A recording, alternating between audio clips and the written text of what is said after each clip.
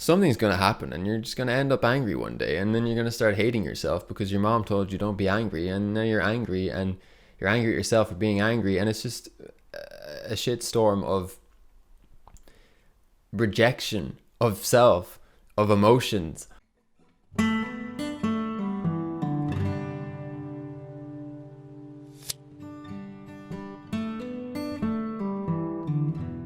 I mean, it's basically like saying, is your glass half full or your glass half empty? Well, I think that kind of went over a lot of people's heads. I mean, it definitely went over mine because it didn't really have any real world examples. But effectively, what's that alluding to is a paradigm shift. You know, a shift in perspective. We're raised with this belief that we need to ascribe to a paradigm of scarcity primarily. You know, like time is scarce. Like, you don't want to die. Money is scarce. You need to work hard for money. And your wealth is at the cost of somebody else's wealth. We can't both be wealthy. Not everybody can be wealthy. Look at the people in the Western world by contrast to the people in, say, Africa or a lot of Eastern countries where they're living in poverty. But then at the same time, you can find people in those less well-off places, if we were to call it that, who are actually, in a more holistic sense, feeling a hell of a lot more wealthy than someone who actually has, you know, a big bank account.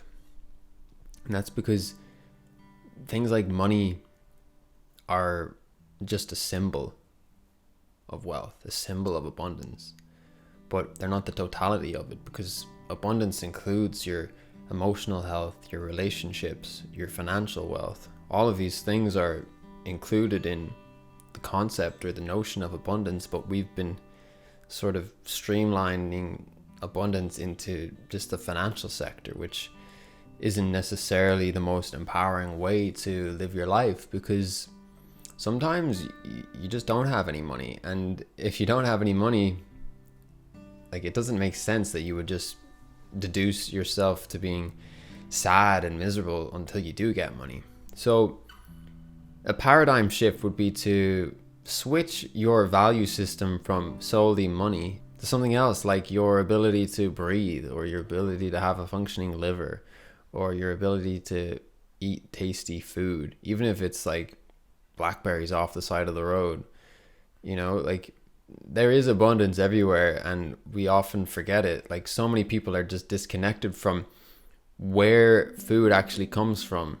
Like, they think it just comes from a supermarket, which is not exactly false, but it's not true either, because there's steps that bring it to the supermarket. And if we live our whole lives without recognizing those steps in between, we're missing out on so much of the picture of life, so much of the potential for experiences, you know. You know, there's two ways to look at everything, or in fact, there's way more than two ways, but I'm just going to say there's two ways for this example. If you look at an angry person, you could look at them and think, oh, they're a horrible person to be around. They don't deserve to be around people, and I want to stay away from them. And that's one way to look at it. Another way to look at an angry person is as a person who's deeply wounded, who's deeply upset, and they're externalizing and projecting their internal reality onto the world around them. If you look at it from that perspective, you see that person with a hell of a lot more compassion, and maybe you'd want to do something to try and help them work through whatever they're going through. But you see, we're raised to aspire to be anything but an angry person. Don't be angry at all costs. And I mean, that's just not really a feasible outlook to have on life, because something's going to happen and you're just going to end up angry one day, and then you're going to start hating yourself because your mom told you don't be angry, and now you're angry, and you're angry at yourself for being angry, and it's just a shit storm of rejection of self, of emotions, of the totality of experience. There's just so much resistance there. But another way to look at anger is an opportunity to give yourself compassion and love and healing, an opportunity to express yourself and express your needs. You know, there's a reason people get angry. It's a symptom of something else. It's not just angry people are angry people and they're bad. We've all heard it, hurt people hurt people. You only hurt somebody if you're hurting yourself. Because if you're in a state of joy, What are you doing? You're not hurting people. You're going around smiling and kissing people and hugging people and giving gifts and donating to charities, because that's what you do when you feel joyful. And that's what we all want, is to feel joyful. But the thing is, joyful, it sort of hovers above happiness and sadness. Joy is like a recognition that happiness and sadness are both okay.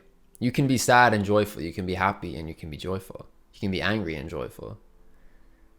It's the way that we deal with the emotions that makes the difference. You know, if you're angry and you go and punch the air or scream into a pillow, that's a very healthy way to release your anger. But if you go and rob a bank because you're angry, well, that's not particularly helpful.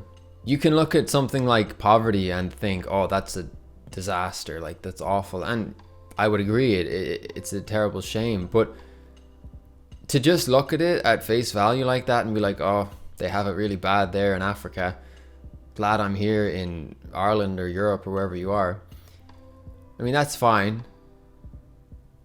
But what about if we saw the poverty and saw it as a reminder for the potential for abundance to be remembered all across the globe, and not just, you know, in certain parts for certain people? What if we saw people struggling and recognized the need for more love, for more kindness, for more compassion? What if an empty bank account wasn't a symbol for impending disaster and doom? What if instead it was an opportunity to be of service and to be of value? Money is a store of value, so in order to receive value, we must give value. This is reciprocity. You get what you give and you give what you get. What if being sick, you know, like when you start coughing or sneezing or whatever, what if that is actually, rather than a sign of illness, what if it's a sign of strength and healing? Because when you cough, your body is expelling things that it doesn't need. When you get a fever, your body is heating up to sweat out some sort of pathogen that doesn't belong in your body. That's a sign of strength. But when you're lying in bed sick for a week, we often say, oh, I'm sick. You're healing, man. That's what you're doing. When you're struggling financially, maybe you're being gifted the opportunity to live within very narrow means. Maybe you're learning compassion for others that maybe you wouldn't have considered if you hadn't been in that position before. What if instead of rain being a burden as you try to go to work without getting wet, what if it was a gift to all the life beneath the soil that would soon come up and blossom as a result of the nourishment that the rainwater is given? What if instead of traffic being a pain in your ass on the way to work or wherever you're going, what if it was just slowing you down so that you lined up perfectly with another moment that you hadn't yet seen in your future because you were so fixated on going to this one destination? There's endless possibilities for ways that we can view and perceive the world, and all it takes is a paradigm shift to move from being in one state to another. And it's not effortless. I mean, it takes discipline and practice because you've been living in one paradigm probably for the majority of your life. And in order to change things, you need to change your thoughts. You need to change the way you speak. You need to change your beliefs. You need to change your actions. You can't neglect any one of these. Manifestation is a process, and each aspect of it needs to be nurtured. You can't just do positive thinking, positive affirmations, and then not do anything differently through your actions. You need to do things. That's life. You're here to do things, you know, plant seeds, and not necessarily plant a carrot seed in the ground. Like planting a seed could be saying hi to some guy at the cafe that you go to all the time. And then maybe 2 weeks later you say, hey, how are you? And then maybe the next week, turns out he has a football team and they need a new center back. And then you start playing for them because you're actually a really good footballer. You get the point. We don't need to think that everything has to be mapped out perfectly in order for us to, like, you know, commit and live a joyful day moment to moment. Have your plans and everything, and that's fine, but like, you don't need to make sure that everything works out to a T, because there's a lot of great stuff that's been planned on your behalf by some creative force or whatever the universe energy thing that you want to identify with. has mapped out for you. Like, you didn't plan to come here into this body as a baby, did you? Probably not. Like, I don't recall doing so. But you're here, and a load of great shit has happened as a result of you being here, and you didn't plan any of that, did you? So maybe just like stop trying to plan everything and stop trying to make life look how you think it's supposed to look, and just let it do the thing that it's doing, you know? Yeah, do your best to have your input there and be a cool person, but nothing is how it seems, it's just how you perceive it.